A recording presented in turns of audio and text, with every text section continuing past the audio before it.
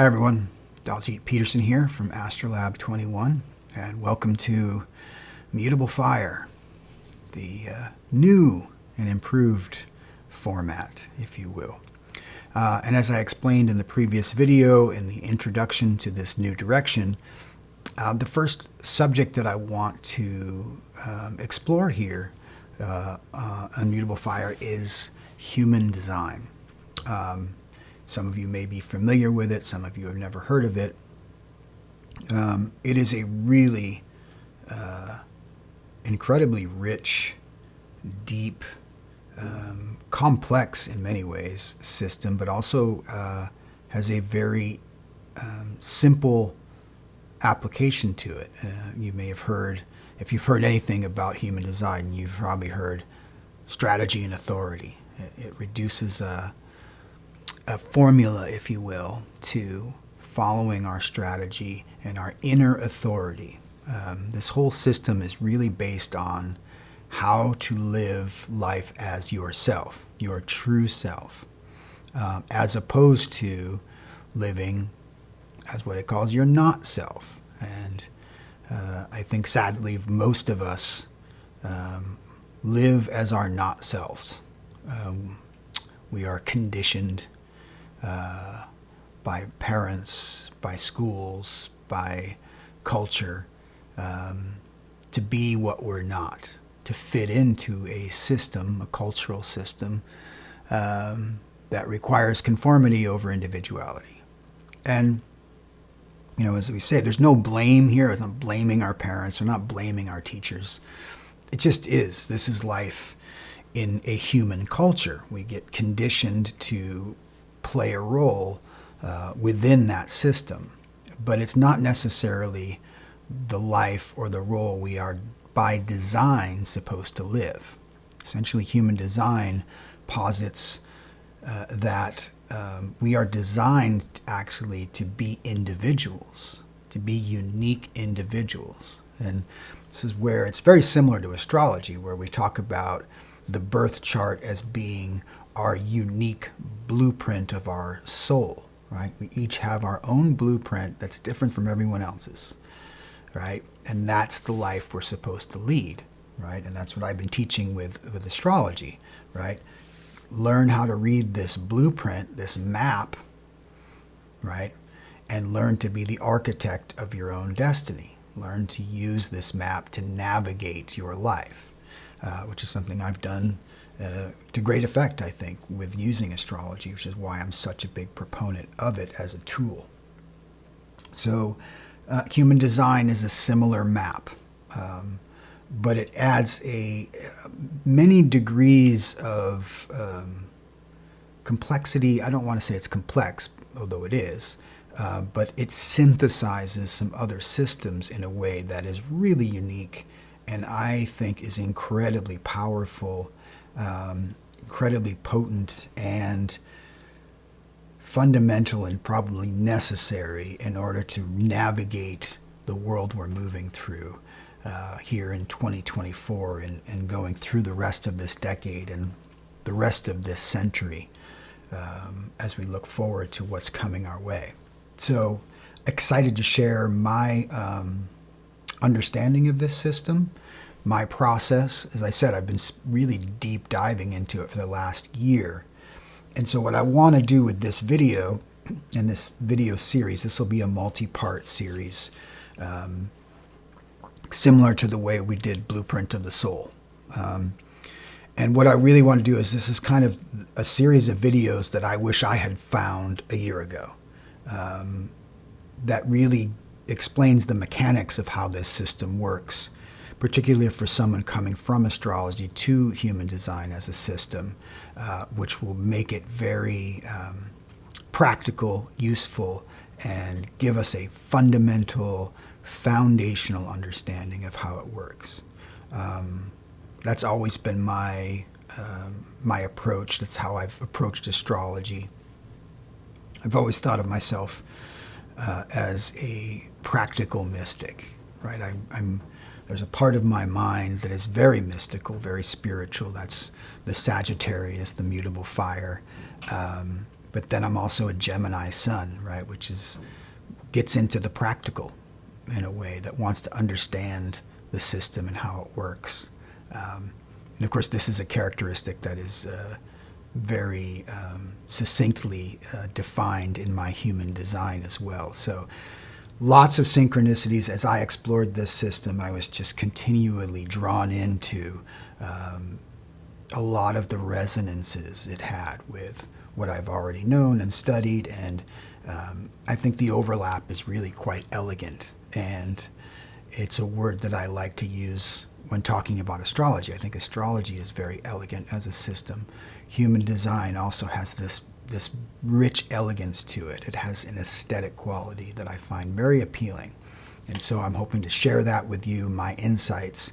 So we're going to start with what I'm calling sort of the mechanics of this system as we introduce you to what's called the Rave Mandala. It's going to have some graphics here, so we'll illustrate this. We're going to get into the I Ching very deeply in this episode, because that is one of the fundamental building blocks of this system. And if we can understand how that works, we really will have a leg up on understanding this system. So without further ado, let's jump into our introduction to human design. And a little bit of background to start. Basically, the system itself comes from a single source, and that's a guy whose name is Ra-Uru Hu. He passed away in 2011. He was born Robert Krakauer. He was a Canadian who, born in 48. He's one of the Pluto and Leo generation, the baby boomers. And a little bit of biography on him. He was a successful media entrepreneur in Montreal during the 80s, late 70s into the 80s. Had his own media company, was a publisher, a magazine publisher, and an editor of menswear magazine in Canada. Had a company that made commercials and music videos. He was very much living life in the fast lane, that cocaine-fueled yuppie era of the 80s. And for those of you who remember and lived through it, you know what I'm talking about. And it seemed like he was living that life to the hilt. And then just one day walked away from it all, just left his business and jumped on a plane to Europe, and 10 days later found himself on the island of Ibiza in the Mediterranean off the coast of Spain. And he kind of just dropped out completely, kind of went sort of an off-the-grid sort of lifestyle, was apparently living in a tree for months at a time. And long story short, in January of 87, while on the island, he had what he called an encounter with the voice. And essentially this was a mystical experience that lasted for 8 days and 8 nights. He didn't sleep, he didn't eat, he didn't drink. For 8 days and nights, he was given this transmission, right? This massive download from a source, which he refers to as the voice. And it was an incredible wealth of information. It was an entire cosmology. He was given, the Big Bang and the creation of the universe, and just an incredible density of information that took him 25 years to unpack and to share. And we'll get into some of that cosmology as we get deeper into the subject, but I just want to give that as a background.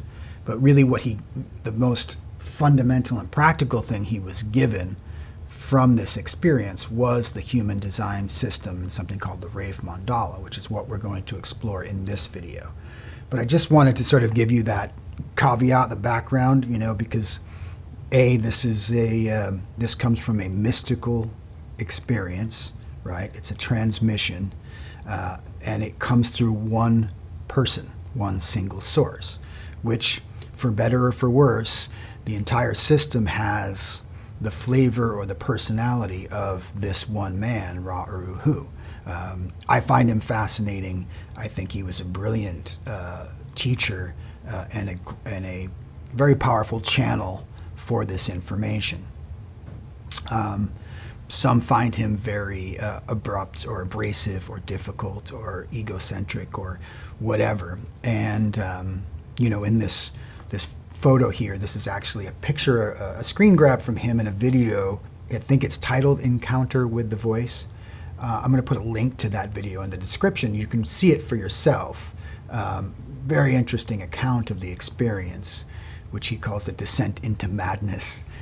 The insert here is a picture of him from the early 90s when he started teaching the system itself, and a guy who obviously matured over time. But, some say that human design is a cult or has cult-like qualities to it, that you have this charismatic leader, and it all comes through him, and there's this special privilege to have access to this information. And some of that criticism may be well-founded, but one of the things that Ra was very explicit about during his entire teaching career, which was over 25 years, was he said, he didn't want to be the cult leader.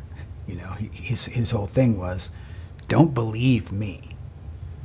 Experiment with this system and see what it does in your life. And that's the mantra that he has really hammered away on that appeals to me, because that's how I approach astrology and tell people to approach astrology. Don't believe it, try it. It's a tool. If it works for you, great, use it. If it doesn't work, throw it out, find something else. Works for me. And that's sort of the fundamental approach to human design. And in fact, it's part of the language of human design. You enter into an experiment with this system and you see how it works. Does it help you to become who you really are? That's a great mission. So that's the background. So I wanted to put that up front before we got too deep in. If you want to go and watch this video or do some research on your own to see if it's something that's interesting to you, pause and come back. If not, good luck. But I'm going to share a deep dive into this subject. So what I want to do, and the title of this, and the subject of this video is going to be what's called the Rave Mandala, and what Ra called the mechanics of the Maya. And I just love this phrase, right? The Maya is a term that we get from the Hindu Brahma system of India, right? It's like the illusion that essentially we are living in a Maya. We are living in an illusion, what we might call the matrix in our modern society, right? And here Ra is saying, yeah, it's a Maya, it's an illusion, but it has mechanics.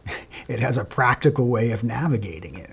And the Rave Mandala is how we do it. And so that sort of paradoxical statement, as a Gemini, all these paradoxes appeal to me greatly. So that's what we're going to explore, these mechanics. And I want to take you under the hood of the mechanics of this system, because that's the process that I went through in order to really get a firm grounding in what this system does, how it works, and how it can be useful, practical, and effective as a map, as a guide, as a navigational tool in navigating our lives.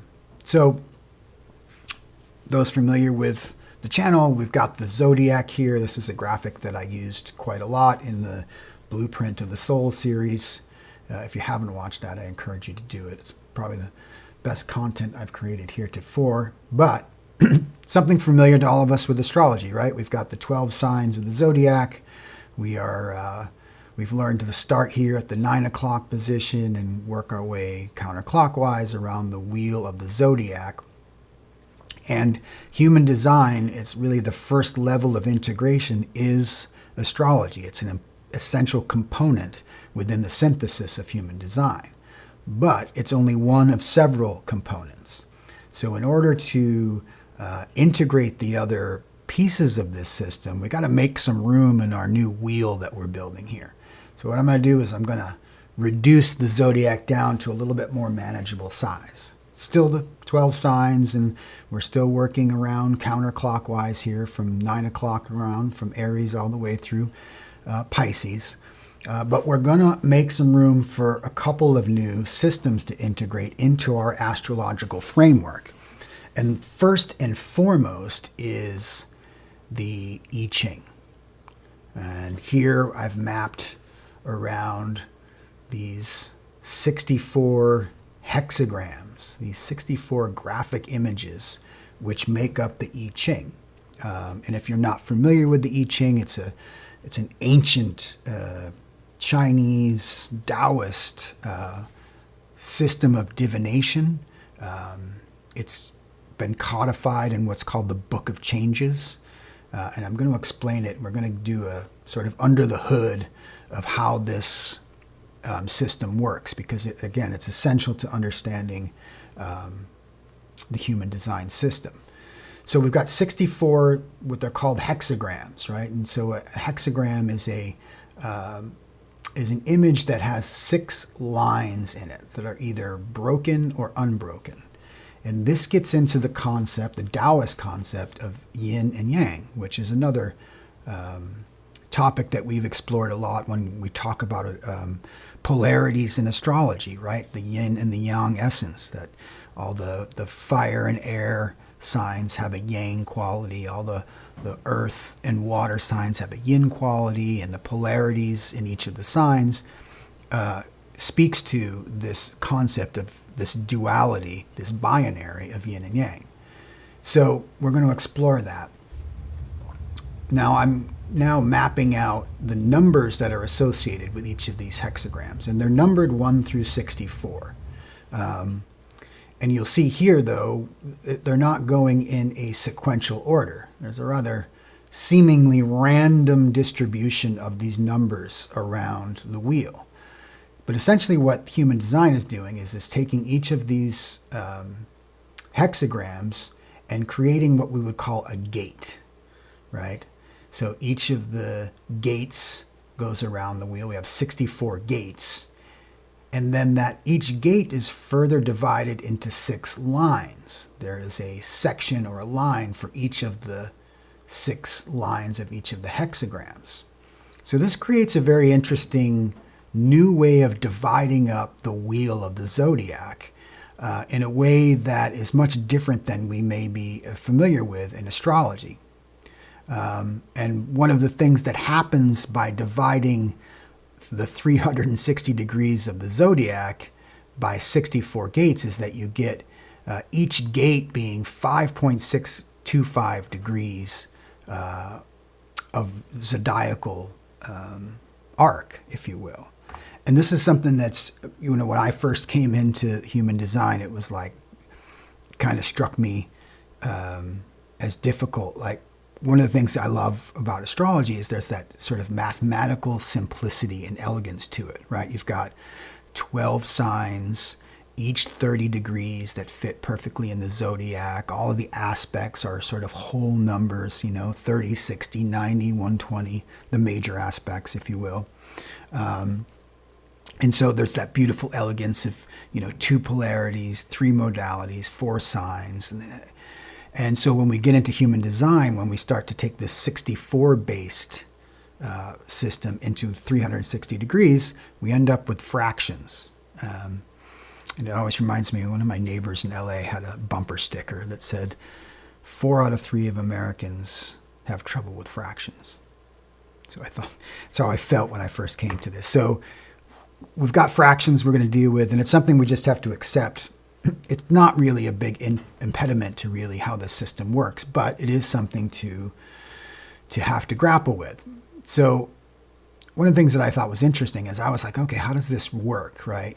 It takes 8 hexagrams to get to a full whole degree number. So 45 degrees, 8 consecutive gates would create a 45-degree angle. And that's something that this number 8 actually becomes important, as you're going to see in a moment. Likewise, we're taking 64 of these gates or hexagrams and 6 lines each. So each one of these lines within the zodiac it's going to come out to 0.9375, right? So that means that every line is less than 1 degree. So, for instance, the sun will move through every line of this mandala in less than a day. Just something to keep in mind. And again, I'm pointing to this 8 because we're going to get back to that. So this is the first thing you sort of you encounter as you look at this new wheel coming from astrology. Okay, we've got the zodiac and we've got these hexagrams. What's going on with this pattern that we see?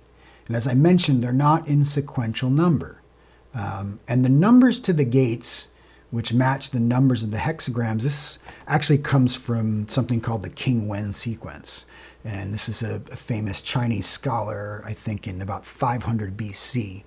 The system predates that. It goes back probably to there's examples of it from like the 2500 BC, I believe, and it may be even older still.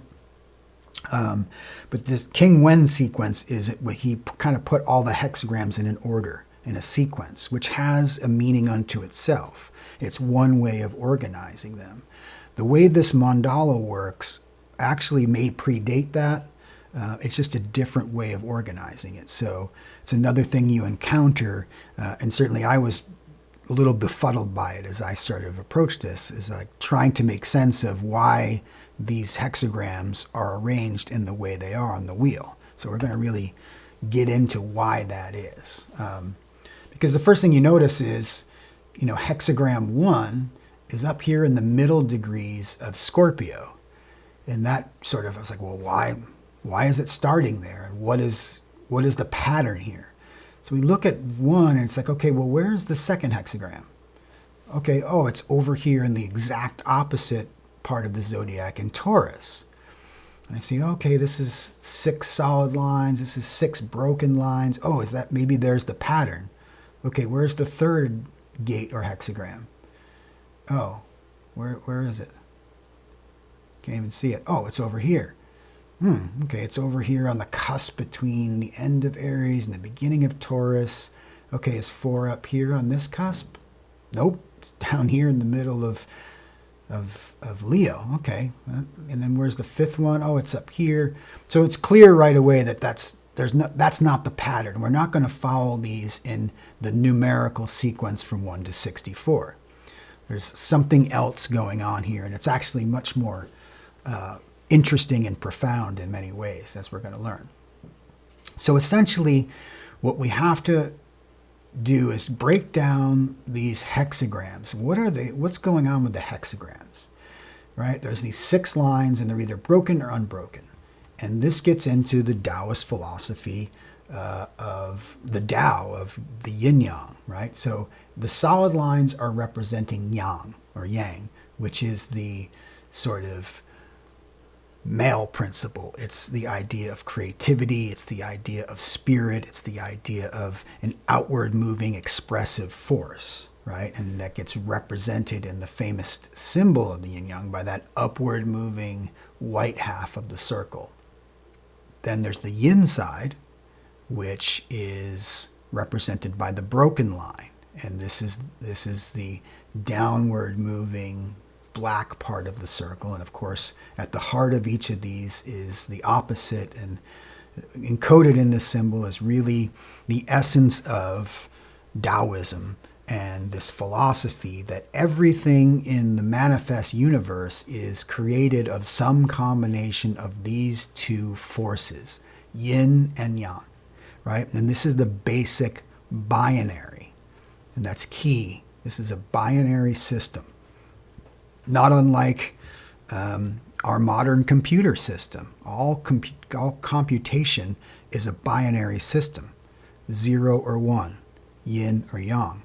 And actually, the binary code that we use for our modern computers, which was sort of invented in the 17th century by a guy, I think his name is Leibniz, he was actually influenced by the I Ching, and the I Ching actually informed this mathematical theory of binary systems, which is the architecture that all of modern digital age is based on. So there's a lot of resonance with the I Ching and computer culture, as well as we'll find out later, as our DNA the very code of biology is a 64-bit code, something that we'll get into. It's just a little preview of things to come, which is pretty fascinating.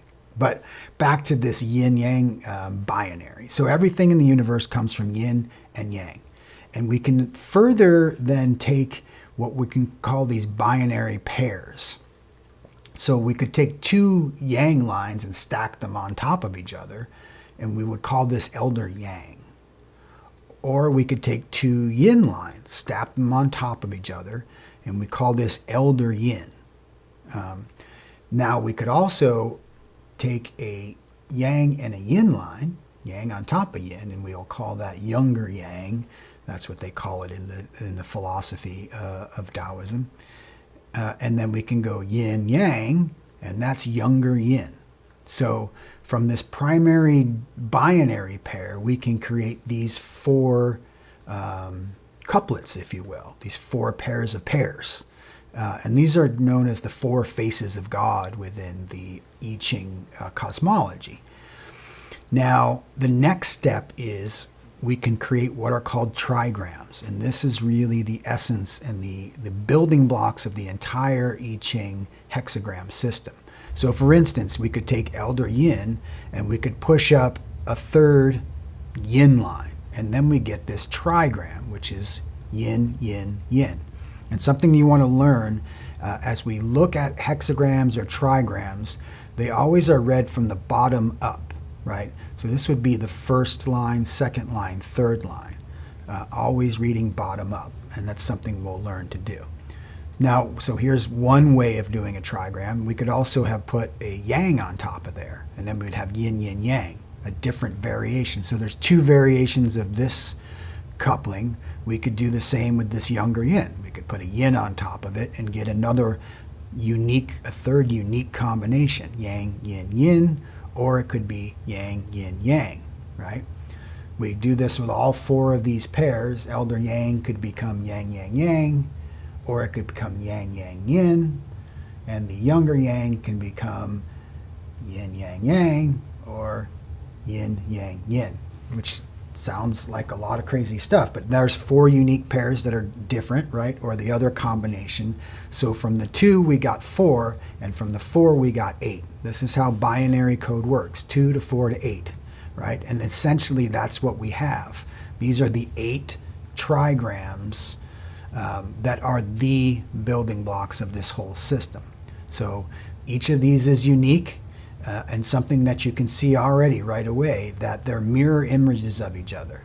Where you have 3 broken lines here, you have 3 solid lines. Where you have a solid, broken, broken, broken, solid, solid. You see this mirroring? And this is where the elegance of this system starts to get revealed.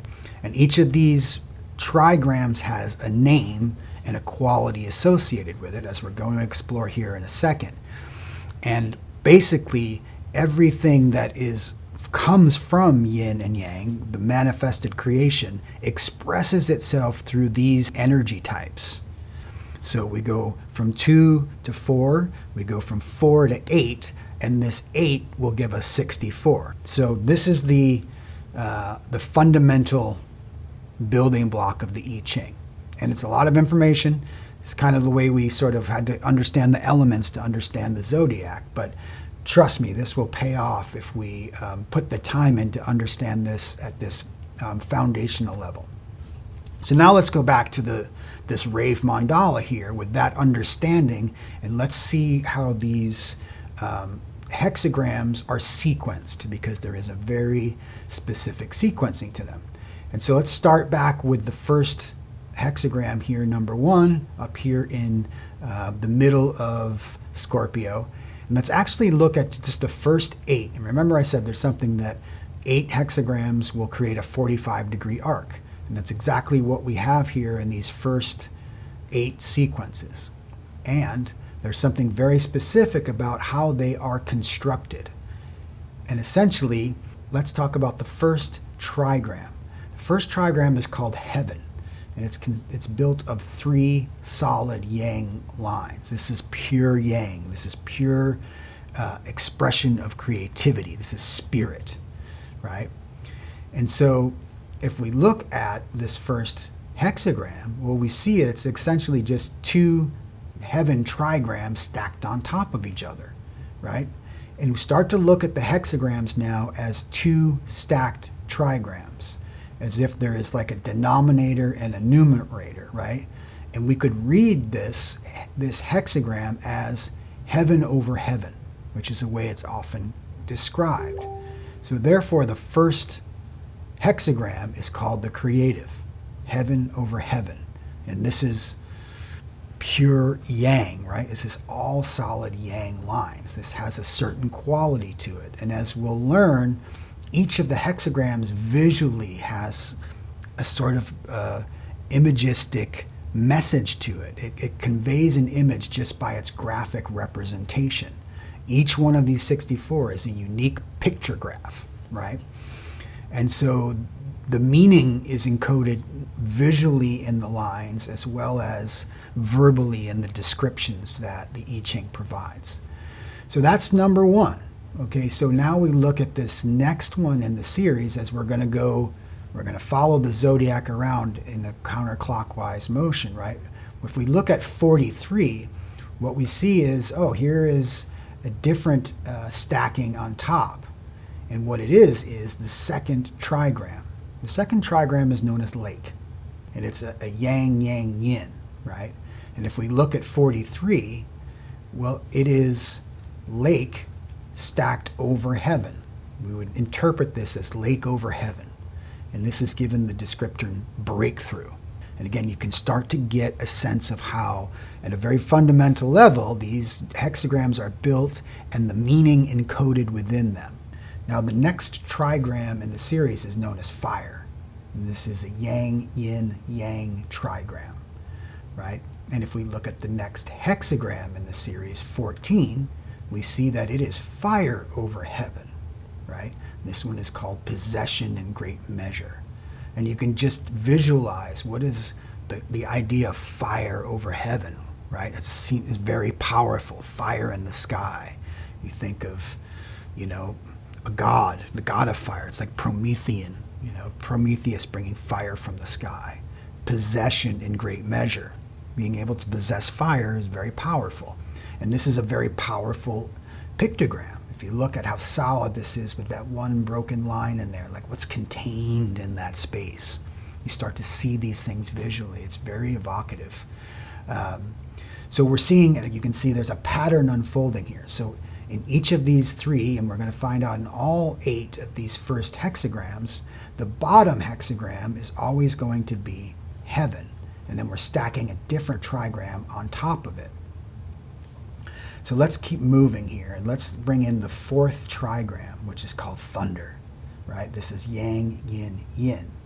And if we go to the next in the series, the 34, what we're going to see is this is thunder over heaven, right? And this is called the power of the great, right? And again, we have a very powerful visual metaphor here. Thunder over heaven. This evokes Zeus throwing thunderbolts from the sky. This is a very powerful combination of these two forces. And again, this picture is unique. This is only one like this in all 64. This is hexagram 34, the power of the great. The next in the series of trigrams, of these 8 trigrams, is called wind, right? This is yin, yang, yang, reading again, bottom up, right? Wind, right? This is the gentle wind that blows. And so if we look at the next hexagram, which is number 9 here, what do we have? We have wind over heaven. And this is called the taming power of the small, right? So again, this is evocative of, imagine a gentle wind blowing through heaven and dispersing the seeds of life, right? This is one of the metaphors that we associate with this hexagram and with this image and with this theme, the taming power of the small. All right, let's keep moving forward, and we're going to get the 6th trigram, which is water, which is yin, yang, yin. And if we go to the next in the series, the 5th hexagram is water over heaven. And this one is called waiting. This is the theme of water over heaven. So, evokes images of like rain and fertility coming from the sky. But it has this quality of waiting for it. And again, you can see visually this starts to look like a different image. The solid base and then these broken lines, and water might flow through here, and you can start to see and play with a lot of ways that this could be visually representing these elemental forces at play here that are constantly changing and evolving the forms of the manifest universe. Fascinating, fascinating. So let's keep moving here. Let's get to the 7th trigram, which is mountain, right? Which is yin, yin, yang. And it kind of has this mountain-like image to it. And if we go to the next hexagram, the 7th in the series is number 26 here. And that one is mountain over heaven. And this is called the taming power of the great, right? Here you get a different metaphor, a mountain over heaven. For me, like Mount Olympus, the abode of the gods. This has a very powerful image and evokes that sort of taming power of the great, right? The godlike quality. And again, the image itself, this hexagram and its structure has a certain quality to it. Again, you're getting this little square inside of this very powerful box, right? Now let's keep going and look at the 8th and final trigram is known as earth. Yin, yin, yin. Here we have pure yin, right? Pure receptive form of the yin function. And if we look at the 8th trigram in this series, number 11, we see that it is earth over heaven, yin over yang, and this one is called peace, right? Which is very interesting, that when earth is over heaven, resting on heaven, a heavenly place, we have peace on earth. And again, a different image is presented. We have this sort of emptiness that falls into the whole, if you will, but it is supported by this strong yang lower trigram of heaven. So now we've gone through these first 8, and this is the primary sequencing, okay? These 8 trigrams are the building blocks of the entire Rave Mandala in terms of the hexagrams. And you can see there's another, as I said, a beautiful elegance and symmetry to how these hexagrams interact. And the way I've laid them out here, if you can look at number 1, heaven, is all solid yang lines. Number 8, earth, is all broken yin lines. They are mirror reflections of each other, right? They're polar opposites. That's very important to understanding how this works. Likewise, if you look at number 2, lake, and number 7, mountain, you got yang, yang, yin, yin, yin, yang. All 4 of these mirror each other. So here you have the 8 fundamental building blocks of the I Ching, these 8 trigrams. And if you can understand the meaning, the symbolic meaning of each of these 8 components, you basically have the code to how the entire I Ching is created, right? You take 2 elements and you stack them one on top of each other. And the way those 2 elements will uniquely interact tells you how things manifest, right? If you have fire and water together, they mix differently than mountain and earth, right? Right? And each combination creates a unique form in the world. Really beautiful, really elegant, really powerful and profound way of looking at the world of space and time. So something very rich here. So, if you're interested, learn these 8 trigrams and their meaning, and you really will have a leg up on how this whole system works. That's something that I've been really enjoying sort of diving into. But anyway, here we have a pattern, right? So if we go back here, all of these have the basic denominator, the lower trigram of heaven, and then we stack one of the others on top. So it goes heaven over heaven, lake over heaven, fire over heaven, thunder, right? Now, when we look at the next group of 8, coming here from the 10th gate. Now we put the second trigram in the lower position, lake, and then we stack all 8 of these on top. So in this series, and I'm not going to give you each of the descriptions, I want to just, for time's sake, go around the wheel here, but basically this is the essential pattern. We're going to get heaven over lake, lake over lake, fire over lake, thunder over lake, wind over lake, water over lake, mountain over lake, earth over lake. So now we have a different denominator and all the 8 numerators to create 8 more unique combinations of these 8 basic elements. And this pattern just keeps going.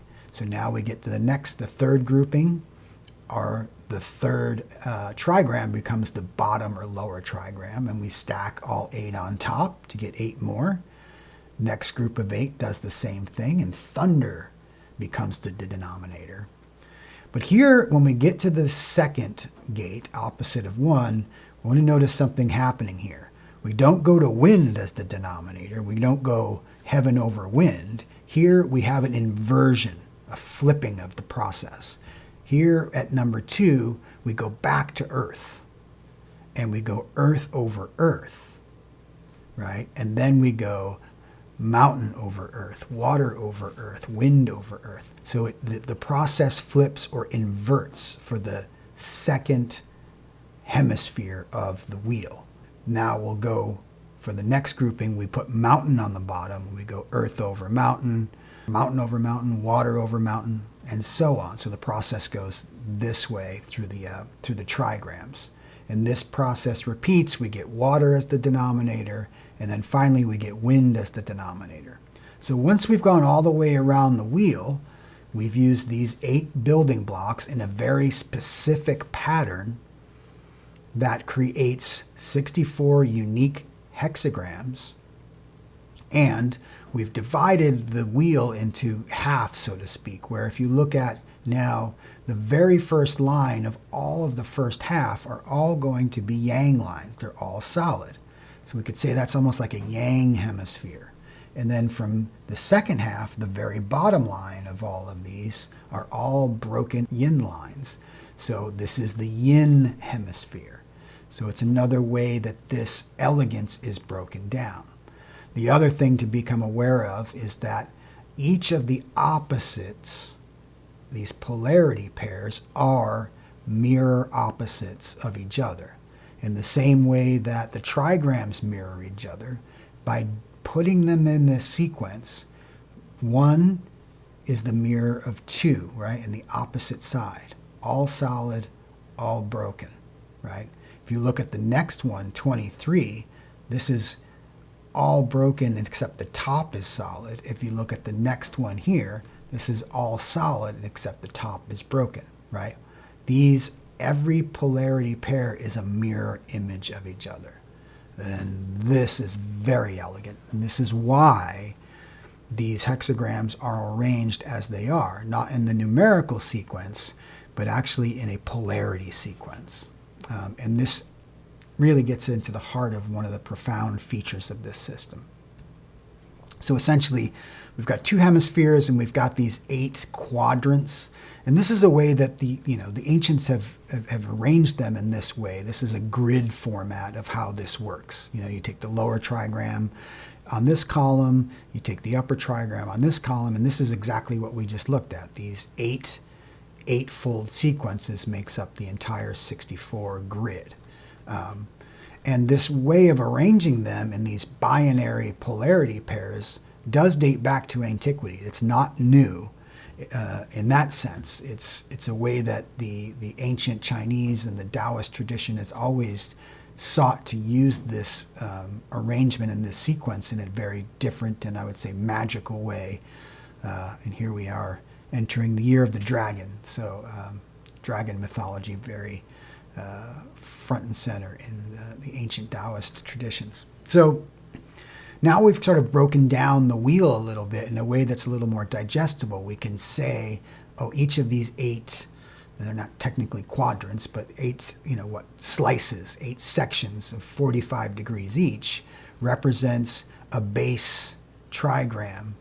And we could see that, that's heaven right? And this is lake, and so on. So we're starting to see how this thing works.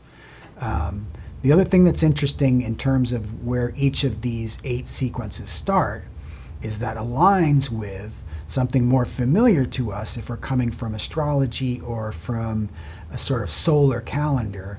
Here is what we know as the pagan wheel of the year, and it's the 8 high holy days, if you will, of the pagan solar year. And what each of these marks is, these are the equinoxes. We've got the spring and fall equinox at the beginning of Aries and Libra.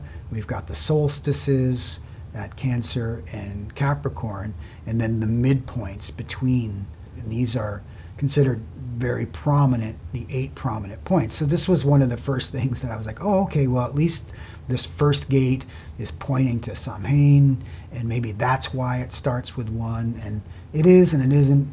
But what we're going to find out later as we get deeper into the human design system is that each of these gates, the 8, the 10, the 13, the 25, the 2, the 15, and the 7, are very significant in terms of the way the wheel is oriented. But that's a subject for a later video. Right now we want to just keep understanding how the basic Rave Mandala is built. So now we've got 2 systems, right? So now we've got astrology and the zodiac integrated with the I Ching and these gates that are divided into these 64 gates with 6 lines each, and 384 lines. Okay, what happens next?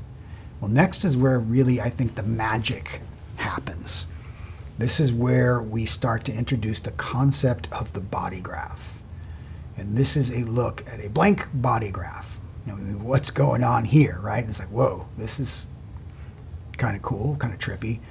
And if you're like me, when you first saw an image like this, it conjured up a couple of references. One is it has this sort of similarity to the Hindu Brahmin tradition of the chakra system, right? And the other is all these channels between these chakras or centers. Looks like, if you've ever seen the tree of life in the Kabbalistic tradition, the Jewish mystical tradition of the Sephiroth. And that's exactly what these things are referencing. The body graph is taking the 7 chakra system that we're all probably familiar with from, if you've taken any yoga or philosophy, the root chakra up to the crown, the 7 chakras, right? And it's combining it with this notion of the Sephiroth, or the tree of life, from the Jewish Kabbalistic mystical tradition. So if you take these 2 images and combine them, synthesize them, that's kind of the fundamental way that the body graph is constructed, those 2 systems. So now we're fusing 2 more esoteric mystical systems into this process. And here's where the magic happens. Each of the 64 gates is mapped onto one end of each of these channels that connects these 9 centers, right? So we've got 9 centers, we've got 64 gates, and we've got 36 channels that go between these gates. And this is essentially the essence of the Rave Mandala. So now we know kind of how this thing is built, but what does it mean? How do we read it? How do we interpret this thing? And what this is a new map for a new kind of human, which is the 9-centered human being, Homo sapien intransitus. And then you're like, Daljeet, what the fuck is a Homo sapien intransitus, right? And this is where it gets very interesting, very mystical, and very... Yeah, here's one of the real major claims of this system, and this is where the cosmology, the greater cosmology that was given to Ra from the voice, comes into play. and I'll give it to you in a nutshell, and this is where we're going to end this video. Essentially, in 1781, about the same time as we discovered the planet Uranus, not a coincidence, we began a mutation, that the human species began to mutate from what was a 7-centered human being to a 9-centered human being. That this is actually an evolutionary mutation taking place in our species, as we are actually a interim species at the present moment, because we are going to birth yet another species that's coming after us that will be adapted to the future conditions, if you will. So essentially, it's not unlike a point in our history when at one point in time we had chimps and orangutans and Neanderthals and Cro-Magnons and Homo sapiens all walking the earth at the same time. All primates, but all evolutions of the species. Essentially, we are a Cro-Magnon of the modern era. And again, that's a pretty bold claim. And one that's, something that you should really contemplate and grasp, because that's an essential component of the human design system. And that's how we get this 9-centered map for a 9-centered being. And that is Homo sapiens intransitus. And that is going to be the subject of part 2. We're going to look at this 9-centered mandala and see how it is a circuit board, a map of energy for our modern human vehicles that we're driving around in. Much like the zodiac and the birth chart is a map for ourselves. So I hope you found that interesting. There's a lot of detail in there, but that's how I like to work, right? I want the basics and the fundamentals.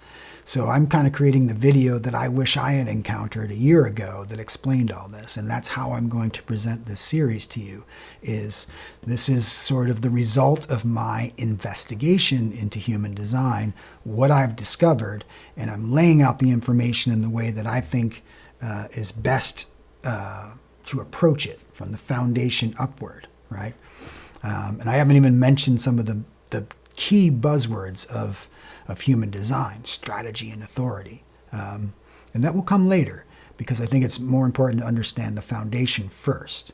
And this is actually how Ra taught the system. Strategy and authority didn't come in until much later in his teaching career. So there you have it. More to come. I hope you're intrigued by it. Listen, stick with it. This is a really robust and powerful system. It has completely sort of captured my imagination and interest. I've been using it myself in my own life and finding it really quite fascinating, powerful, insightful, useful, practical. So yeah, if you found this interesting, as always, give us a thumbs up, subscribe to the channel if you haven't already. If you're coming into this video because of human design, welcome. Hopefully you'll enjoy the content that's coming your way. And yeah, we're going to explore the 9-centered being in the next video. So stay tuned for that. All right, till next time. Sat Nam.